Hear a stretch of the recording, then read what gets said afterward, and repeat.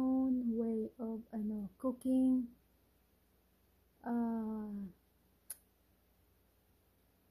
bangus sisig. So ito yung mga ingredients natin, guys. So, bangus, saka ito. Ito na siya. But this one I'm gonna put tofu. So I have tofu there, bell pepper, green onions, peppers, and garlic, onions, and of course salt, pepper here, and garlic powder. So ito na, guys. Ituloy natin ito. Let's see. Bangus sisig na may tofu. Ito lang ha. Hirap mag-video na nagluluto. Ito lang, guys. So, isuti lang natin ito lahat-lahat. Then, haluin natin. Yan. So, isuti natin yung first like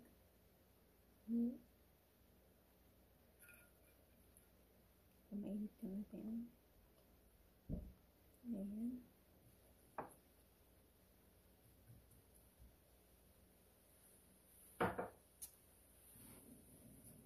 Sila natin itong ating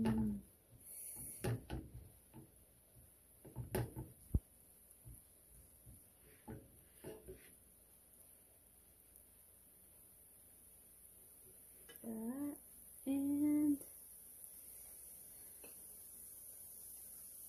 gonna saute it a little bit, and then about a minute maybe, then we're gonna put our garlic.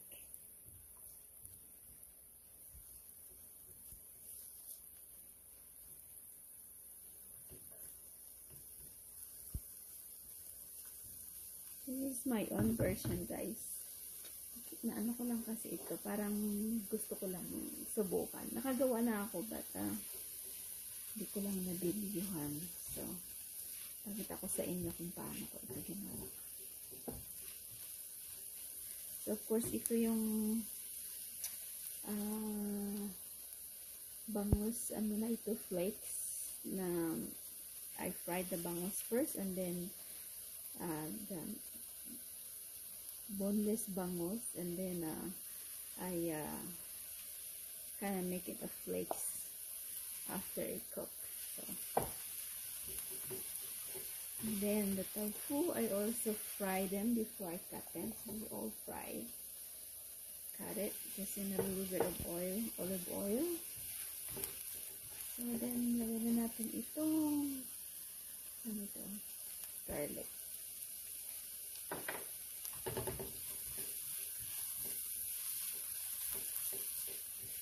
Tignan natin ng sandali yan.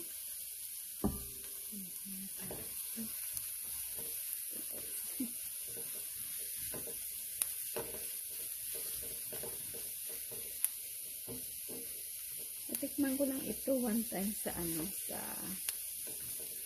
Max ba yun?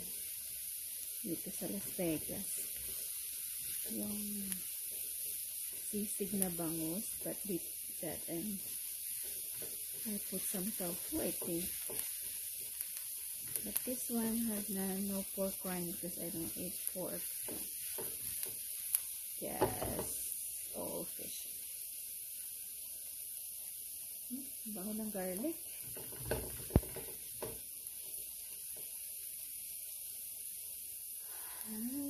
Susutay lang natin yan, guys, ng sandali. Okay.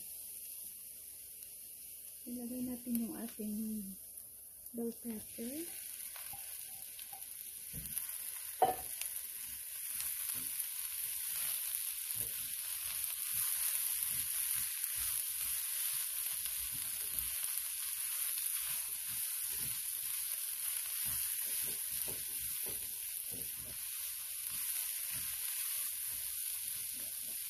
Susutay lang natin ng sandali yan.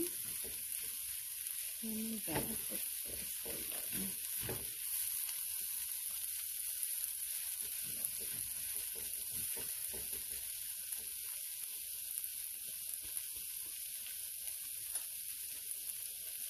I'm just gonna put this pepper here, some garlic. so that this one had a little taste in it. Garlic powder.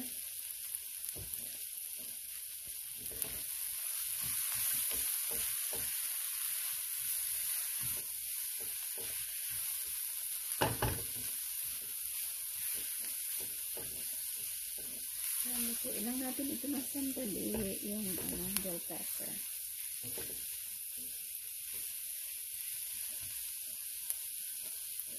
And then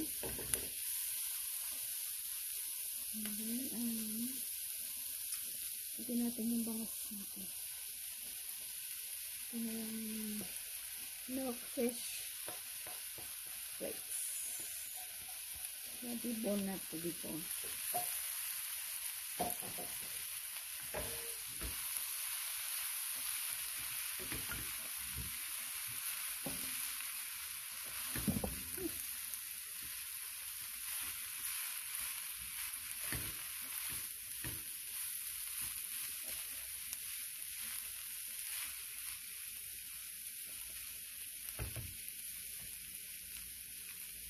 That is gonna put the tofu.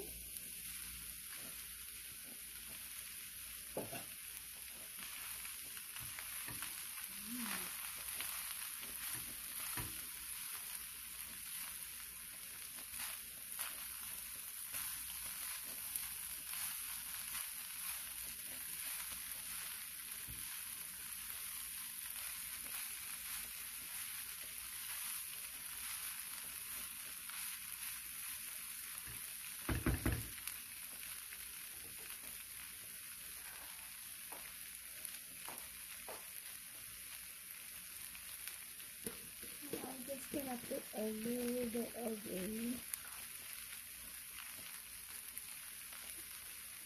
seasoning here.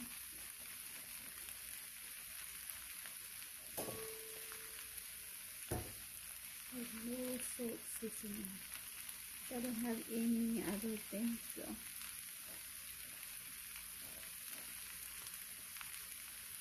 And I'm gonna put some soy sauce.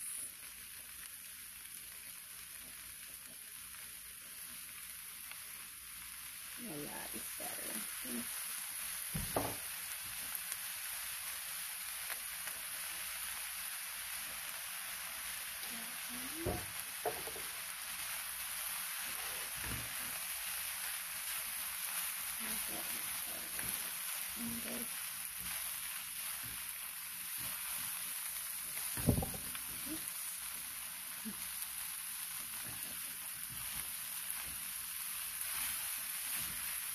Diba?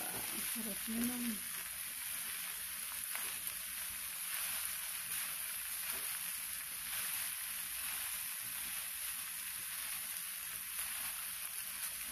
And we're just gonna let this mix for a little bit and try and saute it a little bit to get the flavor, every flavor in, and that'll be okay.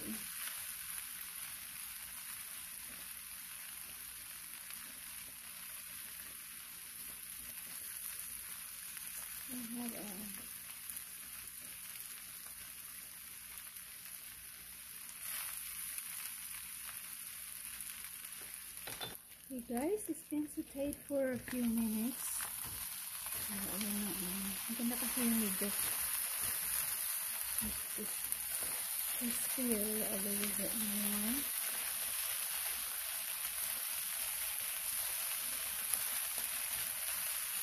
But with that, I'm gonna add a little bit of fish sauce just to add more flavor.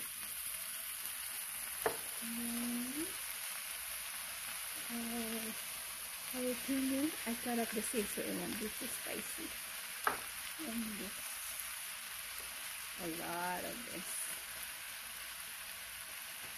Green onions.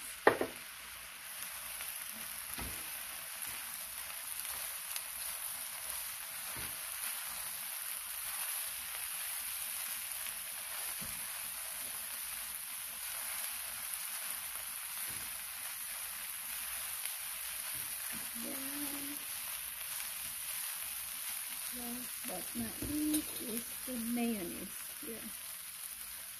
That's a little bit red because this is more than, it is too kind of recipe. I can add a little bit more if I need it.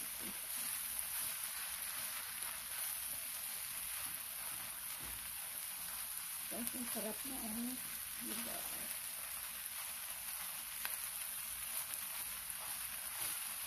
Hanggang sa na-mix na yung yung mayonnaise. It's all done.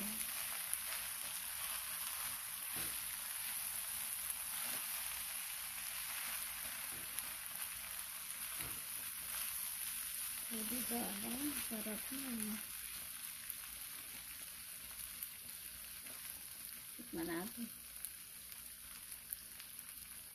Ang init. Sarap.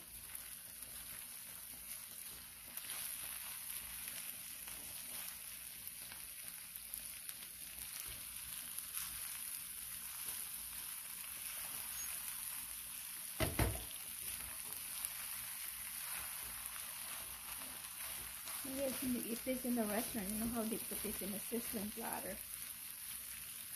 Yeah. Just gonna serve this right from the pan. So, there you go, guys. Nice, nice, nice. See? This is it. And one serving of it. So,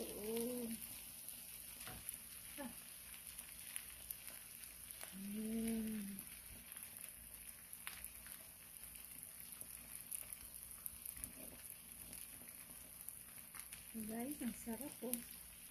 Yan na, it's all done.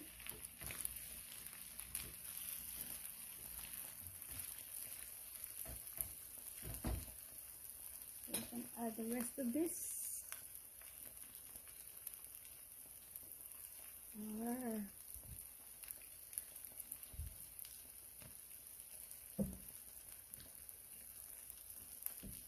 Homemade bangos sisig, guys. Ayan.